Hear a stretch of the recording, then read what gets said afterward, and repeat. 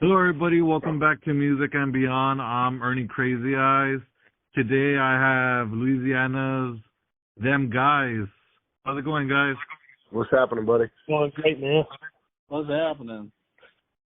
Man, I wasn't expecting to have everybody here, but I'm glad you guys are here because I've been listening to the music and holy smokes, like the energy you guys bring is amazing. Thank you, man. We appreciate that.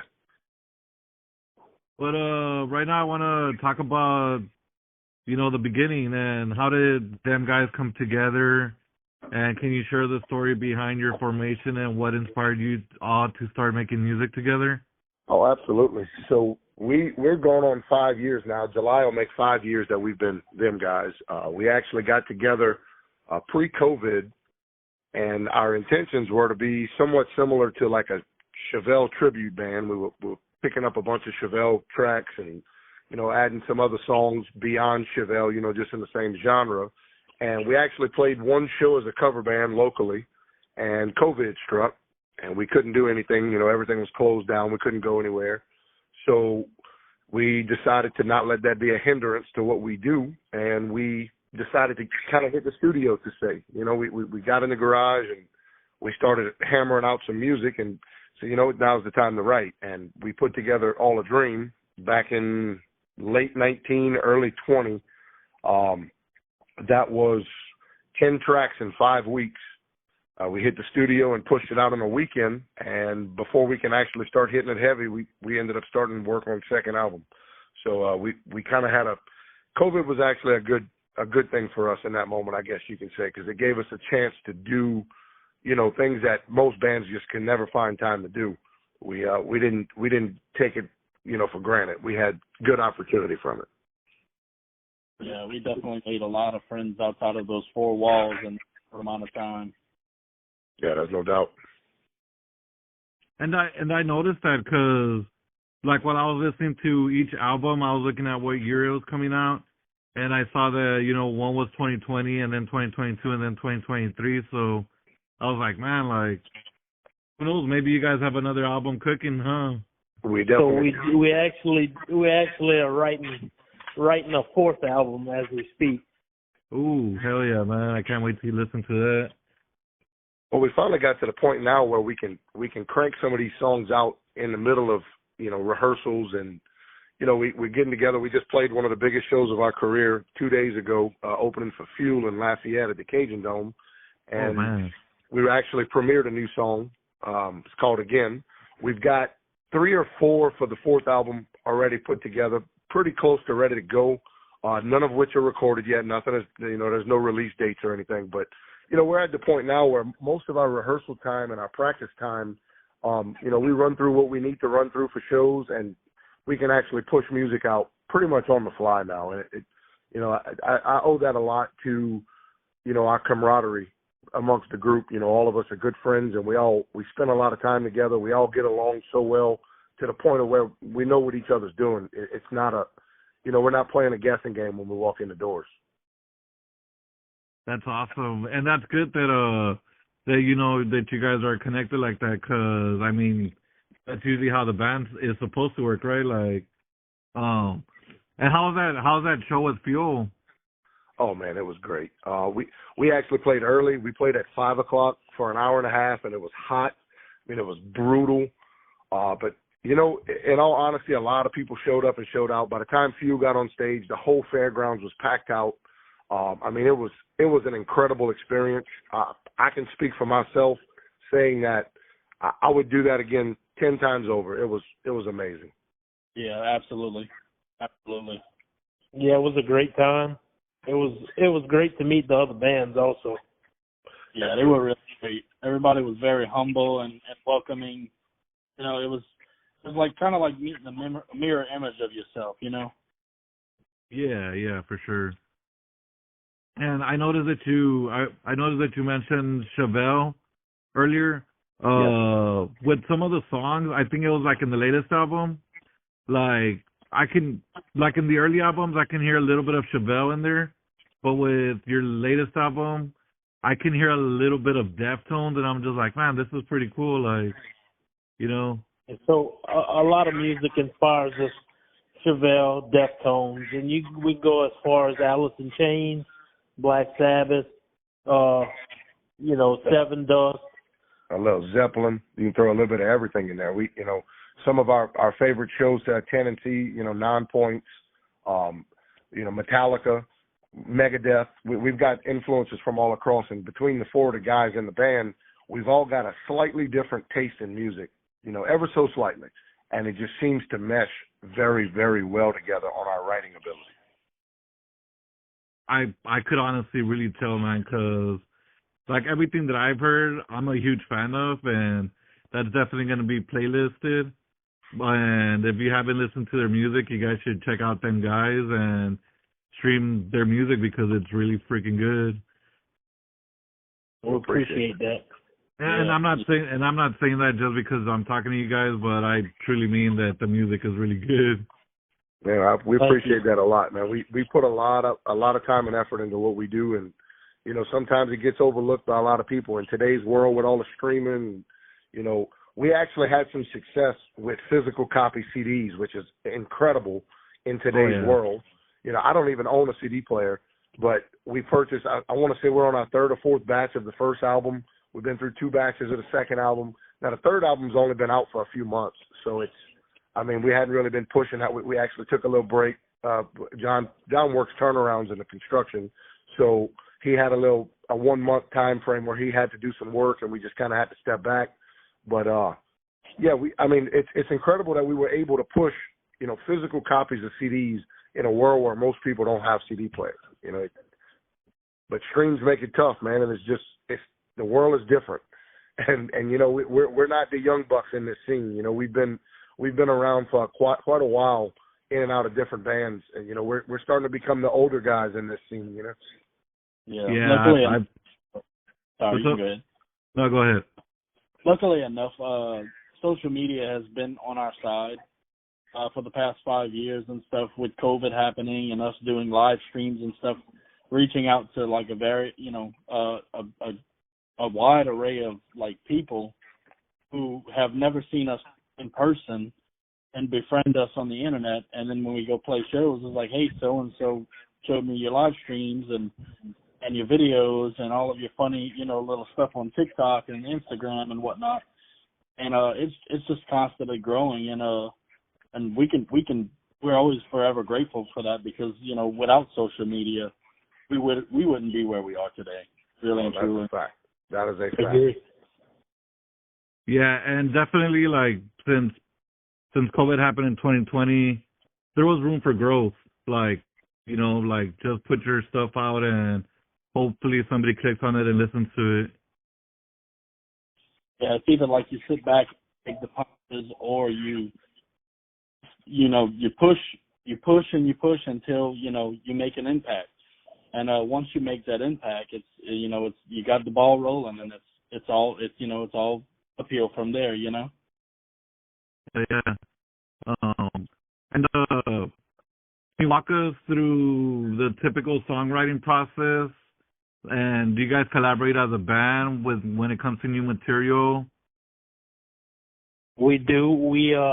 So it's a little bit of both. So our two guitar players, Nick and Anthony, they'll what we like to call they'll riff it out at home, get some riff ideas, and then we get together and practice. They'll play a riff idea. Then Chet and Nick they'll choreograph the song as we come up with the parts after they come up with a riff. Yeah, so like on the fly, some things will, the riff will come alive. Whether it's a 5-second part, it can create a whole 5-minute song, no matter how big or short the little riff idea is. It's almost instant.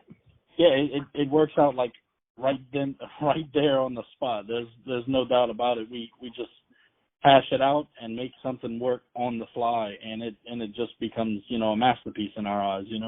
Right, and we've done it. We've actually done it in 2 or 3 different ways. We've done it where we took riffs, from Anthony and Nick sitting out at home and working riffs out to something they like. We've walked in the garage and said, hey, we're going to write a song today.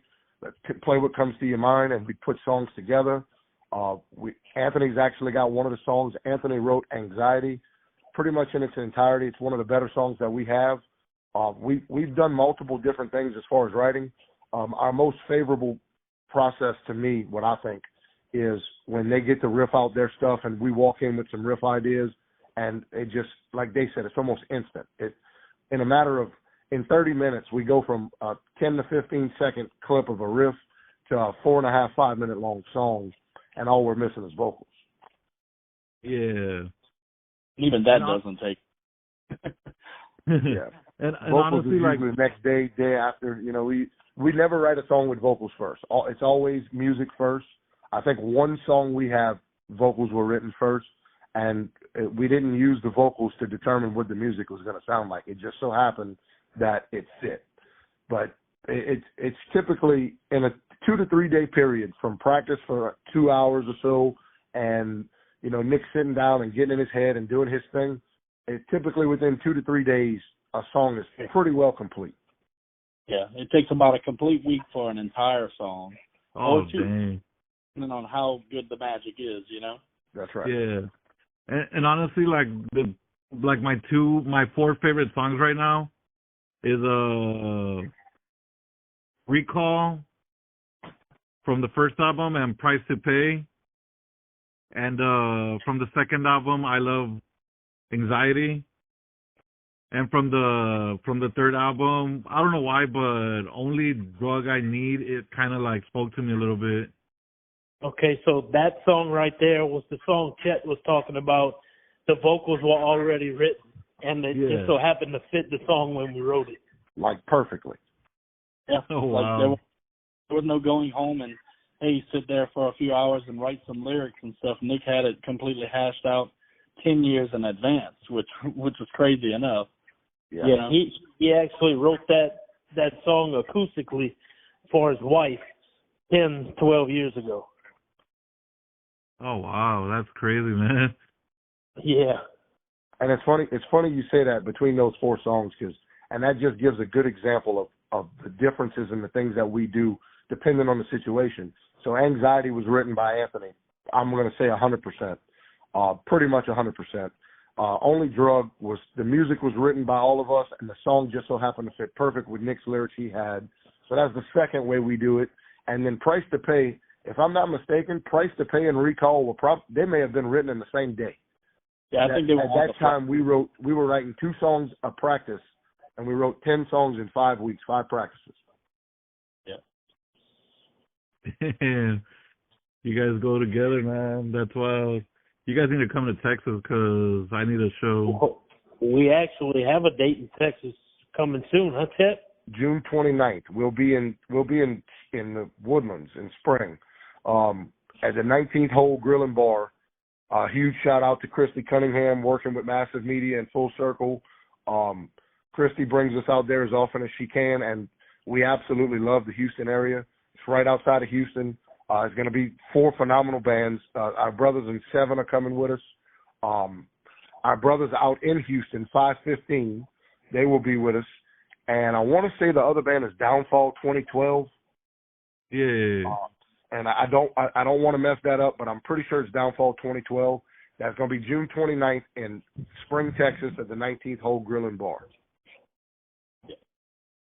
Get your tickets.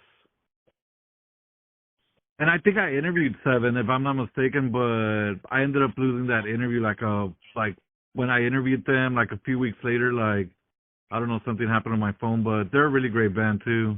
Oh, they absolutely are. Great dudes. Yeah. And how do you guys get your inspiration through, like, lyrically? Like, is it like personal stories or is it stuff you guys see? So the one person that's not on the call is the one that has that answer, and honestly, I don't even know if he has that answer. From what I know, Nick has a book, and the last time I seen this book was 5 years ago when we started this group, and it's just a little. He writes on the fly, like really and truly, whatever comes to his mind, whatever the song speaks to him, like on the fly, he'll write. But if he needs like little bits of words that he needs, that this little spot, okay, I don't know what I don't know what to say on it, so I'm just going to go to my little book for advice. That's kind of that's kind of what he goes to with it. But I don't know, whatever it is, I don't know, it speaks to everybody. He's been asked that question. What does his lyrics mean, and he'll tell people. However the lyrics make you feel, that's how I meant them for you. Oh yeah. So he pretty much, he wants you to feel the music and take the lyrics in your own personal way. That's deep. Yeah, That's it really real. is. That's and the honest truth is, like, if we told you what recall meant, where the word recall came from, in all honesty, before we wrote the song, Nick got in his truck and he got his mail, opens it up, and there's a recall on his truck. And the word recall in the mail triggered, oh shit, recall. And now that's not what the song means, but that's where the word came from that triggered his thought process into that. I mean, and quite honestly, I think the most impressive side of it is he actually genuinely means that it's how you hear it, what it makes you feel is exactly what he meant. That's genuine. That's not what a song really means. This, I want to say, in the 29 songs we have, there may be 2 songs that have a tried and true meaning. Everything else is so generic. It's to the point to where any person in any walk of life can listen to it and say, God, I feel that. And it can mean something completely different, but it's right. Very relatable. Yeah. That's amazing, man. And honestly, I love that you guys are saying that you guys said that, because like that gives me a different perspective in going back to listening to the music, and the listener will now know, like if they've never heard of you, or if they have, like it'll give them something different to go back to and listen to, just so that if they thought it was about something, they could make it about their own thing. That's right. Yeah, kind of like therapy. You just, how does this song make you feel? And that's the goal, That's wonderful, man. I can't wait to go back and listen. And what have been some of the biggest challenges as a band, and how have you guys overcome them? So the biggest thing for me is getting everybody on the same page as far as our personal lives. Yeah, time is the enemy. That's the truth. That everybody has their own families and personal lives and things going on outside of the band.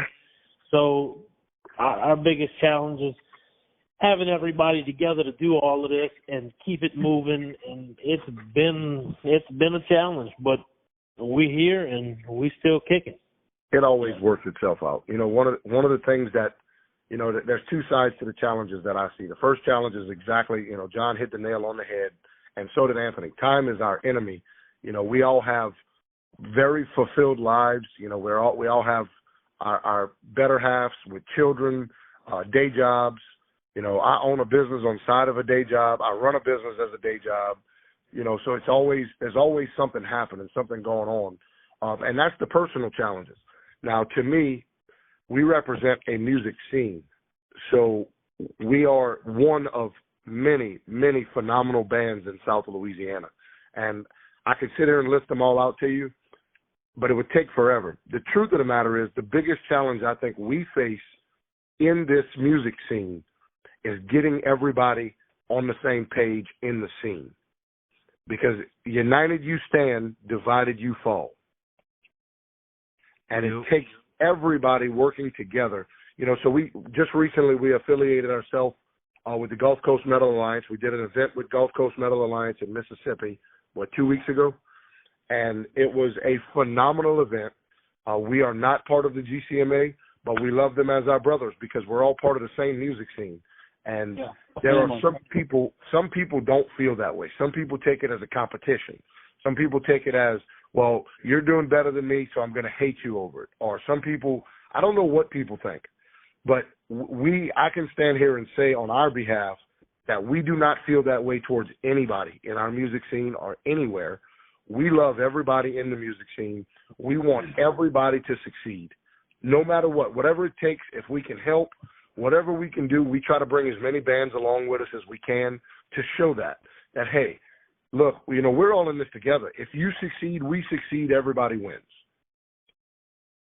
And the challenge is not everybody sees that. Not everybody feels that. There are some people that genuinely just don't understand that. And it makes it tough.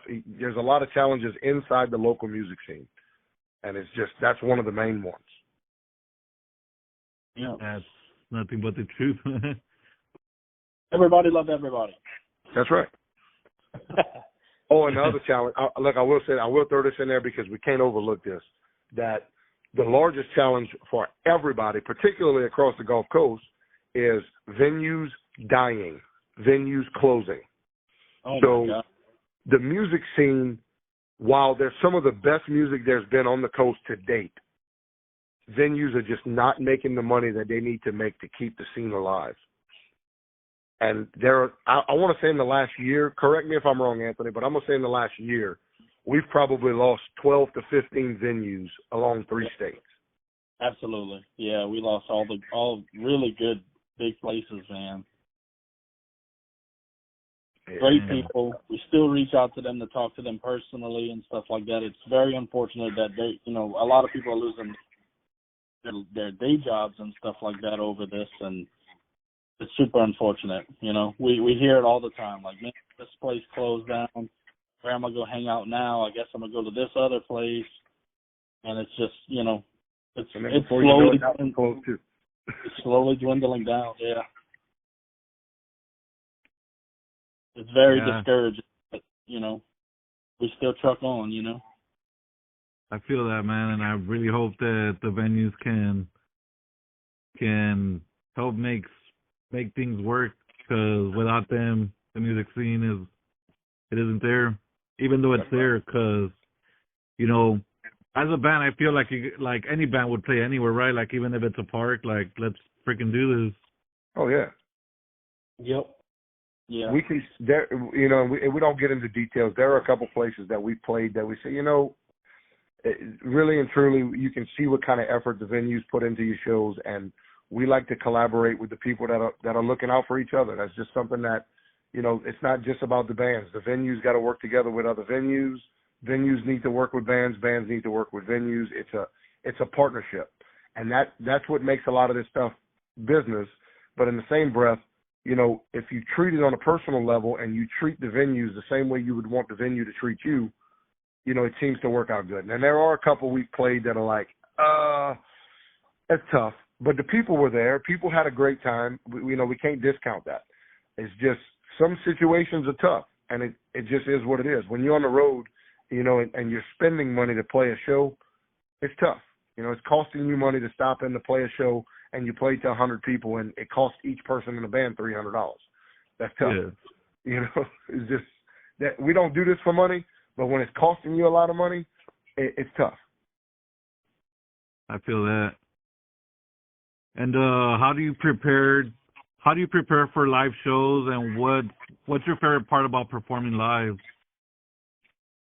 Well, I can, on my behalf, I can say preparation for live shows extend a few days. So we only get to play on the weekends every other weekend right now with some schedule conflicts. But, show preparation for me usually starts the Monday before show. We're sitting down working on the set list to where we go into practice and rehearsal on Tuesday, make sure we got all our I's dotted and our T's crossed. We pack all our gear.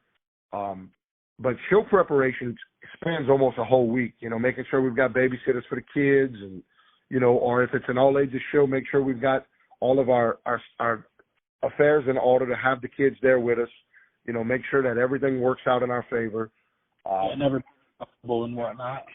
Yeah, making sure that everybody's comfortable, if we're out of town, making sure we've got a place to crash, making sure we've got all our stuff.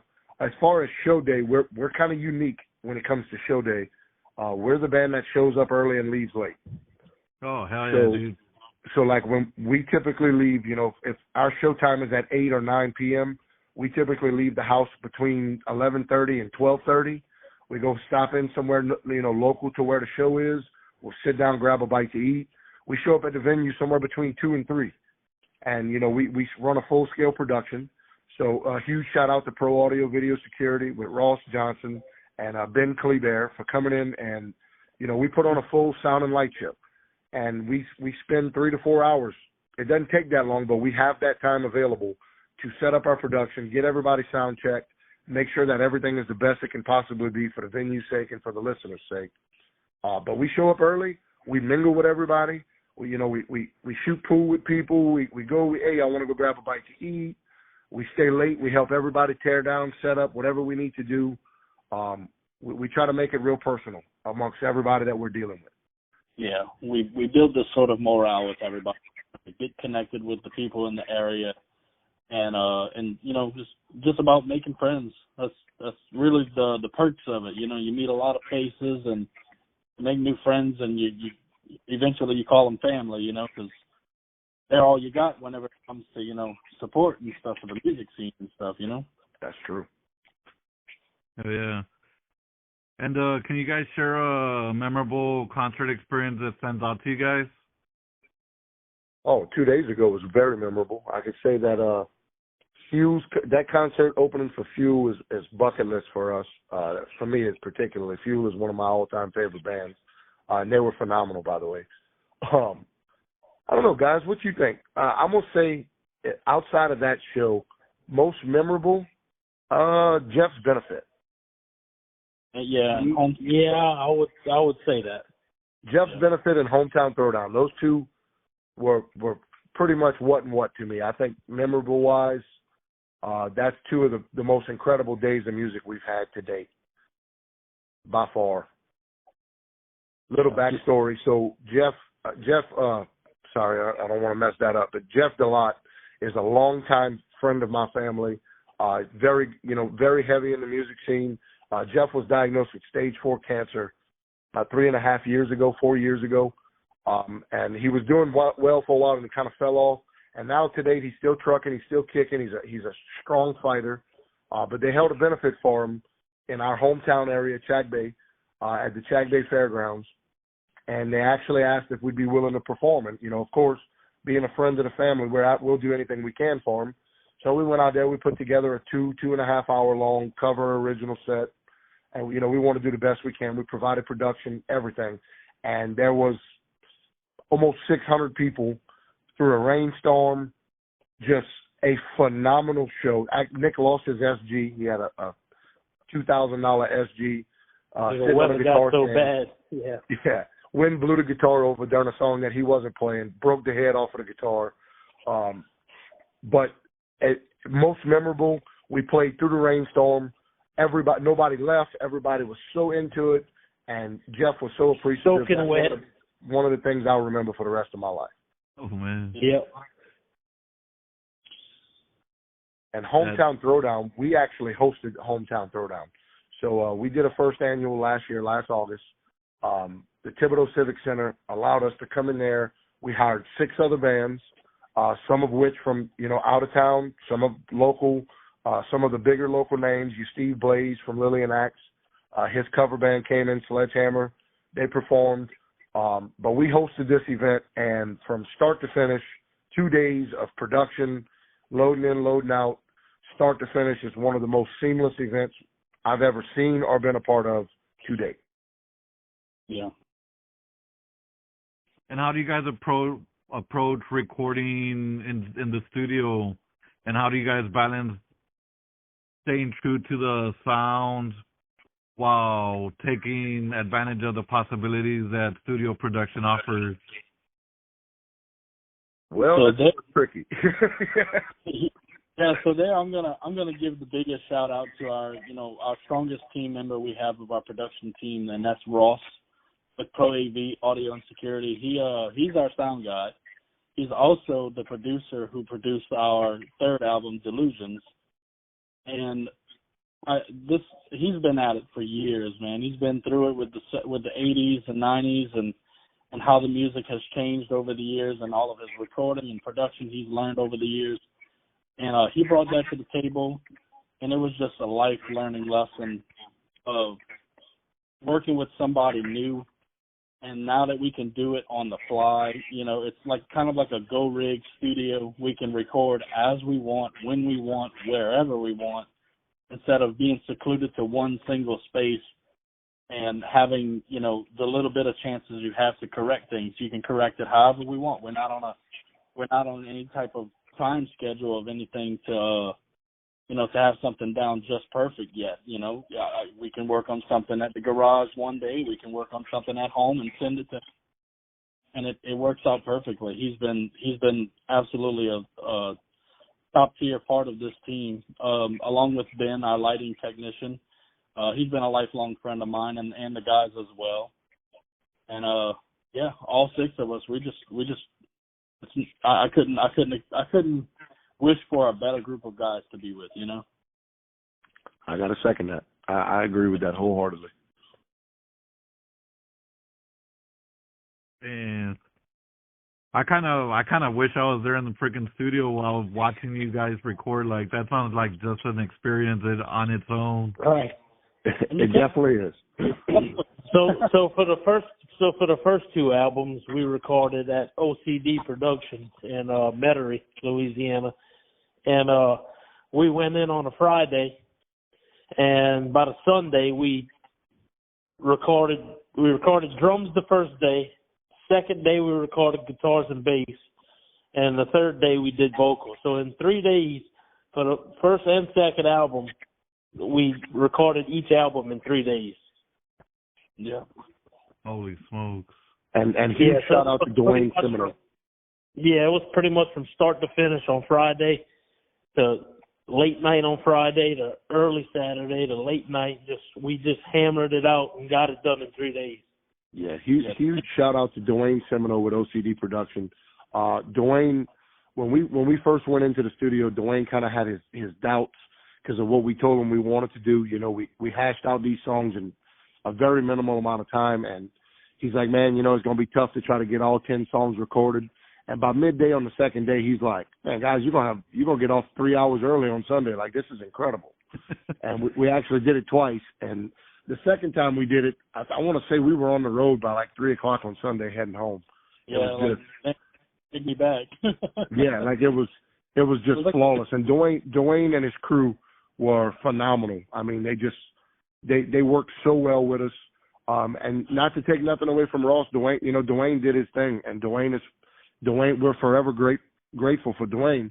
But that being said, Ross changed the scenery for us on that because Ross brought that level of recording capabilities to us. So in other words, we don't have to pack the trailer, we don't have to load everything up and go and set up like everything is on the fly. So we can almost get recordings at live shows if we're confident enough, and it would be album quality. Ooh, nice. That sounds fun. We are very close to that. We are getting to where if we really wanted to, we can get drum tracks and good recordings in a venue when we're sound checking if we really want to. Yeah. We can be self-sufficient. We just have, you just say the word, press record. That's it. That's right. That's simple. And how do you guys engage with your fans both offline and online? And what role do the fans play in your creative process in shaping the direction of your music? Everybody becomes family super quick. That's right. We're very humble people and very open to talk to anybody. There's nobody shy in this group. I mean, if you've seen the TikToks, you'll see Ben's face everywhere. True. We've got a really good tight-knit group of what we call our family. We actually have group chats outside of the band with the band members and what we call our family, our friends that have met us through music, that follow us all over. They come from Houston all the way to Mobile. We go to each other's homes. A couple of these people were to the point where when we're starting to work on new music, we want them to hear it first. Like, you've been A1 since day one. We want your opinion. Like, you tell us what you think about it, how you feel about it. And, they fangirl on us sometimes, but at the end of the day, they're our family. They're our people. And that's the kind of thing that shows you that it's worth it, that you meet these you meet these incredible people across all walks of life, and they become family. And you wouldn't have that if it wouldn't be for what we're doing. You know, I don't know if I would have met half the people that we deal with on a daily basis if it wouldn't have been for what we do musically. I agree. Yeah, definitely. Oh man, that was a loaded one, but that was beautiful, honestly. And what are some of your short-term and long-term goals as a band? Are there any milestones or projects that you guys are aiming to achieve in the coming years? Oh man, you know, I'm gonna start that answer by saying this, and I think Anthony and John, and I know Nick's not on the call, but I also believe Nick agrees with this. And y'all correct me if I'm wrong, but I can honestly say that we have done everything in our power to achieve the goals that we have set throughout the years, and on top of just achieving them, we have exceeded every goal we have put in place to date. And I mean, by far, it has not been, oh, well, we aimed to write a song, we wrote two. It's been, hey, we aim to be a cover band, and we're going on our fourth studio album. You know, like, we have exceeded every goal. Some of the goals that we have set that I personally have, our number one goal is sustainable growth. So to break that down a little bit for me is I'm willing to be as big or small or whatever it takes that's worth it, as long as we are still in control of our situation for our families. Because ultimately, family comes first. And, you know, we are very strict about that with our families. You know, when something is worth it, we do what we got to do. But family comes first. And we take family consideration into everything before we do anything. So my main goal is make sure that however big we grow, we can do it sustainable. We can sustain our everyday lives and not jeopardize our relationships with our families. Yeah, sky's the limit right now. There is no end goal that I foresee, just on a personal level with the group and everything. Everything has just been, to me, what the day brings exceeds my expectations by tenfold. And by that, I mean, look, we got, 3 or 4 nominations at the Josie Awards thing in Tennessee, and none of us, I don't think, ever expected anything like that. And that's the type of things that we'll get notified, you know, like, hey, this is surprising. Did you expect that? Hell no. You know? It's an awesome feeling. It's very surreal. It really is. You know, the thing to that, for me, what I look at is that goes hand in hand with the goals. You know, we set a goal 5 years ago that we were going to be the best damn cover band around the area. With the worst name. With the worst name. And you know, that's a running joke. The best band with the worst name. But, you know, we set the goal 5 years ago that we're going to be the best cover band, and we don't get to play but one show, and before you know it, hey, we're going to write. Well, you know what? We're going to do the best of our ability to write, and let's hope we can make the best album we can dream of. And, you know, with no anticipation of making anything more than one album, here we are writing album 4. Yeah. And, you know, we have exceeded every goal tenfold. I mean, we couldn't imagine. And I want to elaborate a little bit on what Anthony just said. So in October, at the Grand Ole Opry in Nashville, they're hosting the 10th annual Josie Music Awards, which is basically the Grammys for independent artists.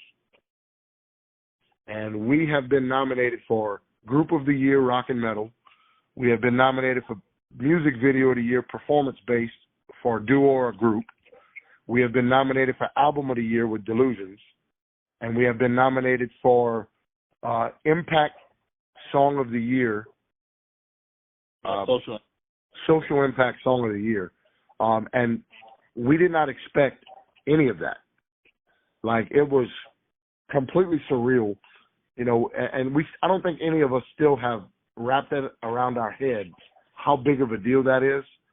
And I, including myself, like, I know that it's a big deal. I don't think I can keep my composure walking into the Grand Ole Opry. You know, like, it's so surreal. Like, I've been wanting to go to this place since I'm a kid, and now the first time I'm going to walk through the doors is going to be to hear our band announced that in a nomination with the potential of winning an award. Yeah. That's crazy. That is pretty crazy, man.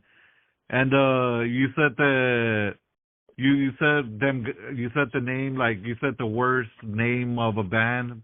Like, where'd you guys come up with? Where'd you guys come up with them guys? Like, how did you guys land on that?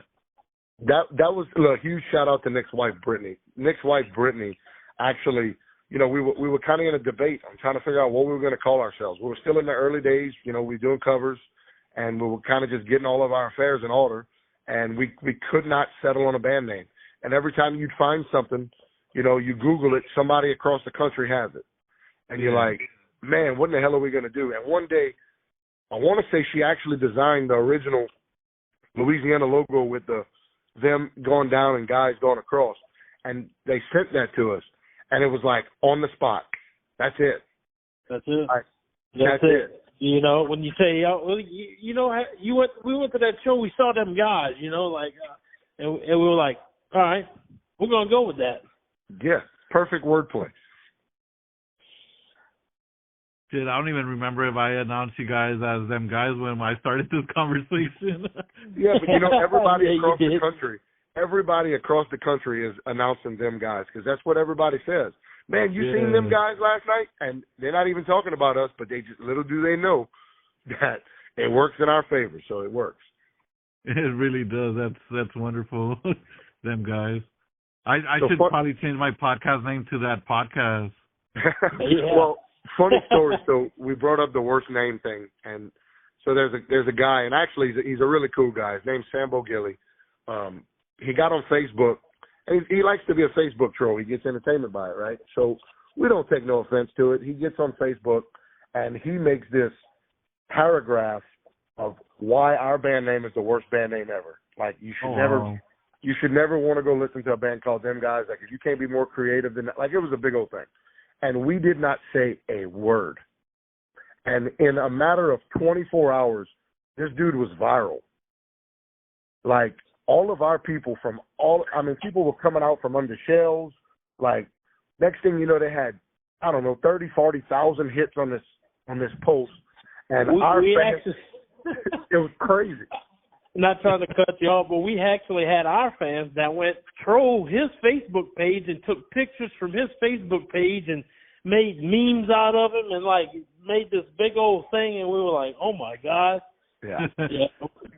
We didn't want to get into any part of the bullying or anything like that. And then John made this post. He put a life event that what was it? I said we were marked safe from a guy not liking our band name, and boom, like within 3 days we had 30 to. Yeah, we had so many thousands of likes and bands coming out the woodwork saying, we get all kind of stuff for our band names, like, and then we quickly realized that, a lot of people are dealing with this, like, wow. And the funny part is, the whole time all of this is going on, we're messaging this guy on the side, like out of the public eye, like, and we're talking to him, and he's a cool dude, and he's like, man, like, y'all just made me viral, and we're like, we didn't do anything. You made the post. Like, yeah, but it was, and like, we messaging him, talking to him on the side, real cool dude, no hate towards him whatsoever. And he just made a joke on Facebook, and look, it carried so well for us that we did Metal and Beer Fest last weekend in Gulfport with the Gulf Coast Metal Alliance. And our brother Kerry Thibodeau invited us to play, and part of that is making your own beer. And would you like to guess what the name of our beer is? Them beer, or it's worst beer name ever. Them Guys. And look, it's the Them Guys worst beer name ever. And it. Oh, okay. I mean, it just that's how well it played. It was the timing was impeccable. And even to date, we get we've got some MCs around the area that we're really good friends with, and they get up on stage and they say, the best band with the worst name, and you can't do nothing but laugh because it's hilarious. Everybody recognizes that statement. It's hilarious. That's the best story I've ever heard, honestly. And to close out the podcast, I like to ask this question. If you were stuck in an elevator with any musician, dead or alive, who would it be, and what would you talk about? Oh, Anthony, you take that one first, bro. Oh man, I would say LeJean or Chris Lowry from Seven Dust. Yeah, just like I'd like to talk to them about their challenges with the being signed industry and then taking on their own label and then moving on their own. They've formed a lot of growth from when they were playing little shows to big shows now, and the trials and tribulations in life. I would really like to have that conversation one day. You know, that's a bucket list thing. And I would have to go with Geezer Butler just because that's like my idol in the bass world. So I honestly don't know what we would talk about, but if I had to be stuck in the elevator with him, you figure it out. You think he would tell you he just plays bass? Yeah, that'd be hilarious. That'd be good. For them guys. So I'm kind of torn in that because, you know, even though I'm a drummer and I'm a lifelong drummer, I don't know if it would necessarily be a drummer that I would pick. And there's a laundry list of people that I would choose. I mean, Rob Rivera from Nonpoint, he's a outstanding drummer, great dude, one of my idols. Neil Peart, rest his soul, one of my idols. All honesty, I think I'm gonna say Tommy Lee, and I'm gonna say here's why. Because if I was in the elevator with Tommy Lee, I would have to ask him, what did that piss that he snorted taste like? That had to be horrible. Oh, I forgot about that. but when you said Tommy Lee, for some reason, that's what I thought about. Right? And if I had to guess a second one, I would say Foo Fighters. Dave Grohl. Yeah, definitely Dave Grohl, man. He's been through That's it all. a good one. That's a really good one. Sure. Dave Grohl for Yeah, sure. he's a very humble person. Yeah. You say Dave Grohl, but I'd rather be stuck in an elevator with the drummer of Nirvana instead.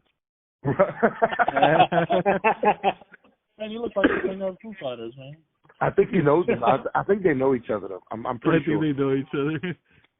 Right. Cousin twice removed. Yeah.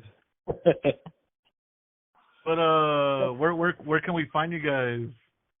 So the first place we like to send everybody, we have our own website, is themguysofficial.com. On there, you can find all of our social media. You can find our merch. We've got a merch site. The only thing our merch site lacks is our albums and our hats. But huge shout out to Landmark Tees out in LaPlace, Louisiana. He does a great job running our merch site. We have a show schedule on the website. We have our EPK on the website. You pretty much all things Them Guys are on that website. You can find us on Facebook. That is where we are most active, is on Facebook. And that's going to be Them Guys Official. You can find us on Instagram, Them Guys Official. You can find us on TikTok, Them Guys Official. You can find our music on any streaming platform. So that's Apple Music, Spotify. We're on Pandora, YouTube. There's a million, Amazon Music. It's all over the place. But yeah, I mean, you can find it. You Google Them Guys, and you're gonna find us. I think our OnlyFans page got taken down. Too many feet pics. But I think the Farmers Only page is still running. I forgot about Farmers.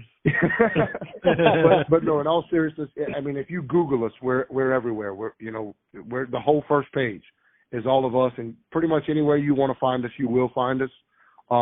As far as show wise, we'll be out in Lafayette. We'll be in New Iberia this weekend coming. We'll be back in Lafayette and Houston on a 2-day run at the end of June. We'll be back in Louisiana on the North Shore area in Livingston at Sherry's Daiquiris. We'll be out in Algiers on the other side of New Orleans at the end of July.